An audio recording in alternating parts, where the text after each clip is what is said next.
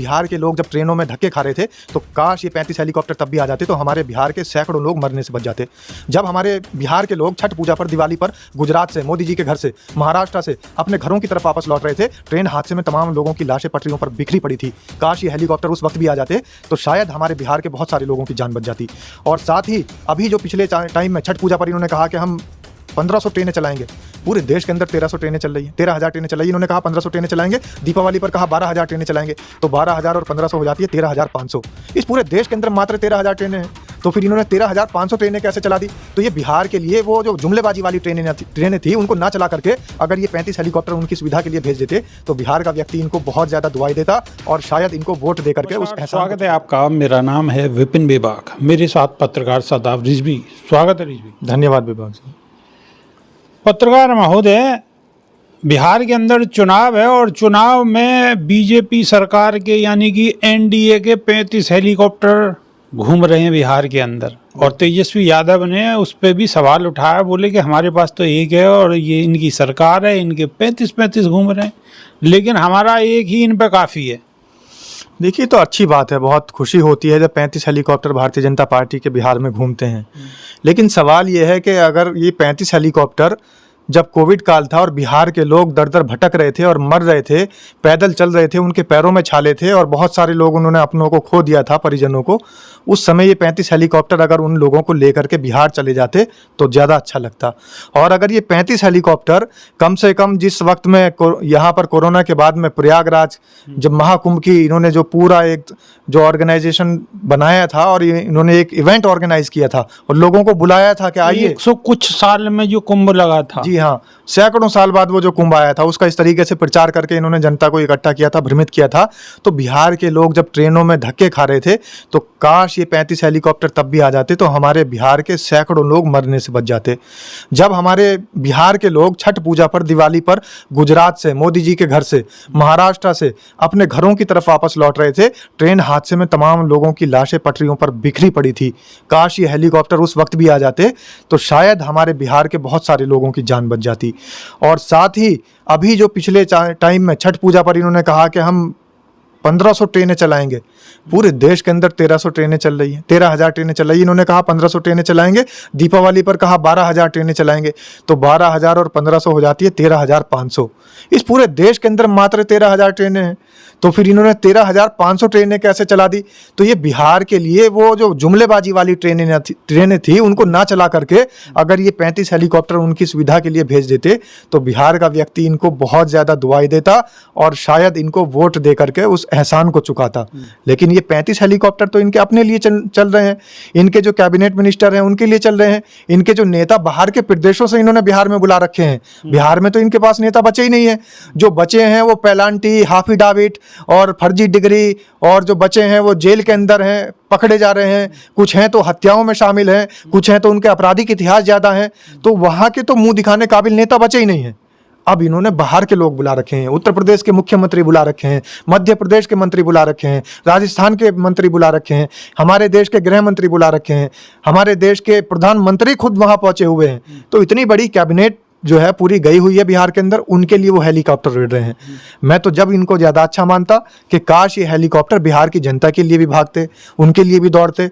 और जो ये बात करते थे कि हवाई जहाज़ में वो व्यक्ति बैठेगा जिसके पैरों में हवाई चप्पल होंगे, वहाँ हवाई चप्पल भी छीन लिया आपने। तो अब तो वो नंगे पाँव दौड़ रहे हैं। आपने देखा होगा कोरोना काल में बेचारे अपने हाथ में लटकाए हुए चप्पल, कि चप्पल ना घिस जाए उन बिहार के लोगों के, बेचारों के, मजदूर तबके के हाथ में टांगे हुए चप्पल, और वो लोग घूम रहे थे तो वो चप्पल भी इन्होंने छीन लिए। जो प्रधानमंत्री कहते थे कि हवाई चप्पल वाला हवाई जहाज में यात्रा करेगा, हेलीकॉप्टर में भी नहीं यात्रा कर पा रहा है। हेलीकॉप्टर तो छोड़िए, उसके लिए बेचारे के बसें नहीं हैं, उसके लिए ट्रेनें नहीं हैं। बाहर से अपने गाँव में आता है तो किस तरीके से वो पहुँचता है, और अपने गाँव में आने की जुस्तजू में बेचारा बीच में ही ख़त्म हो जाता है, उसको मौत ले लेती है, उसकी जीवन लीला समाप्त हो जाती है। तो काश ये भारतीय जनता पार्टी के नेता, काश ये डबल इंजन की सरकार ये भी देख लेती कि इस बिहार की जनता को क्या चाहिए, तो ये 35 हेलीकॉप्टरों का जो चलना है वो हमें अच्छा लगता। अच्छा, ललन सिंह का बयान वायरल हो रहा है और वो बीजेपी की भाषा बोल रहे हैं। देखिए ललन सिंह ये बता रहे हैं कि जिस तरीके से अनंत सिंह बाहुबली हैं, तो अनंत सिंह बाहुबली नहीं है। अनंत सिंह पहले बड़े सरकार, उसके बाद छोटे सरकार, तो कम से कम ललन सिंह ने उनकी तरफ ध्यान तो आकर्षित कराया।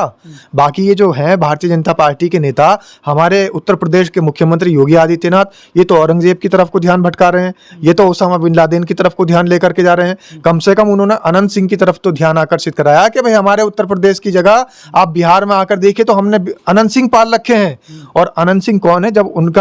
जब आंकड़ा आता है और उनकी जब ब्यौरा दिया जाता है इलेक्शन में, तो ब्यौरे के समय जब आपराधिक इतिहास जाना जाता है तो उन कॉलम में भरने के लिए 2 सीट लग जाती हैं। जो संपत्ति है, संपत्ति का कॉलम भरने में लग जाती है 1 सीट, आपराधिक इतिहास का कॉलम भरने में लग जाती है 2 बताते हैं 100 करोड़ की संपत्ति है, करोड़ों रुपए की संपत्ति है, और उससे ज्यादा जितनी संपत्ति है उससे ज्यादा आपराधिक इतिहास है। कितने दर्जनों मुकदमे हैं, लेकिन कोई नाम नहीं लेता। गृह मंत्री जाते हैं तो शहाबुद्दीन के बारे में कहते हैं जो इस दुनिया में है भी नहीं। शहाबुद्दीन से लोगों को डरा रहे हैं, जिनको मरे हुए समय हो गया, जिनकी कब्र के ऊपर भी घास जम चुकी है, आज उनकी कब्र का भी पता नहीं कहाँ है, कब्र के नीचे, मिट्टी के नीचे कहाँ दफन हो चुके हैं। शहाबुद्दीन से लोगों को डरा रहे हैं, औरंगजेब से लोगों को डरा रहे हैं, जिनको सैकड़ों साल मरे हुए हो गए। तो ये भारतीय जनता पार्टी की सरकार मुर्दों से डरा रही है, भूत से डरा रही है, और जो खुद ने गुंडे पाल रखे हैं उनका जिक्र तक नहीं कर रही है। एक आदमी कब्र में से उठेगा, बिहार के लोगों की कनपटी पे तमंचा रख के उसको ये कहेगा ला निकाल दे जितना कमा के लेकर आया है। औरंगजेब वहां से आएगा दूसरे प्रदेशों से, मरे हुए सैकड़ों साल हो गए, वो आकर के लोगों को लूट लेगा। प्रधानमंत्री का एक वीडियो भी वायरल हो रहा तमंचे वाला। भाई तमंचे पे डिस्को चल रहा है। राहुल गांधी ने जो कहा था नाच नचाएंगे, नाचेंगे, डांस करेंगे, वो गलत थोड़ी कहा था।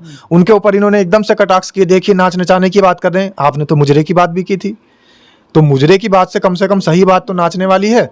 और नाचने वाले तो आप लोगों ने बहुत सारे वहां पर प्रत्याशी भी खड़े कर रखे हैं। तो नाच नचाना या डांस करना कोई गलत थोड़ी है, तो नृत्य है, एक कला है। और मोदी जी तो वैसे ही कलाकार हैं, हर सारी कलाओं में निपुण है। आप देखिए जहां जाते हैं वहीं से नाता जुड़ जाता है, जहां जाते हैं वहीं से रिश्ता जुड़ जाता है। ये समझिए कि नरक नहीं पहुंच पा रहे हैं, वरना नरक से भी पुराना रिश्ता जोड़ देते तुरंत के यहाँ भी मैं आया हूँ। नरक के लोगों का वोट नहीं है बना हुआ, अगर वहां पर भी इलेक्शन कराया जाए, वहां पर भी चुनाव हो, तो प्रधानमंत्री जरूर पहुंचेंगे और वहां के लोगों से भी यही कहते नजर आएंगे कि नरक के लोगों, मेरा तो नरक से बड़ा पुराना नाता है। पुराना नाता है। तो दर्शकों से मेरी एक गुजारिश है कि अगर नरक के बारे में आपको जानकारी हो और वहाँ का कोई फ़ोन नंबर हो या ईमेल हो तो भेजें। सादा रिजवी से फिर एक नया सवाल पूछेंगे। तो अभी के लिए चुनाव आयोग वहां भी चुनाव करा देगा, क्योंकि मोदी जी जितना रिश्ता नाता जोड़ते हैं, चुनाव आयोग भी उतना ही सक्रिय है मोदी जी के पीछे पीछे। जहां ये पहुंचते हैं, जहां चुनाव आता है, तुरंत एकदम चुनाव आयोग वहां पहुंच जाता है कि महामहिम हमारे लिए क्या आदेश है, क्या हुक्म है मेरे आका, जहां पना क्या हुक्म है मेरे लिए, जहां पना क्या हुक्म है मेरे आका। तो सादाब रिजवी का ये कहना आपको कितना सही और कितना गलत लगा है, कमेंट के माध्यम से अवश्य बताएं। अभी के लिए सिर्फ इतना ही। बहुत बहुत शुक्रिया, धन्यवाद बेबाक जी, नमस्कार।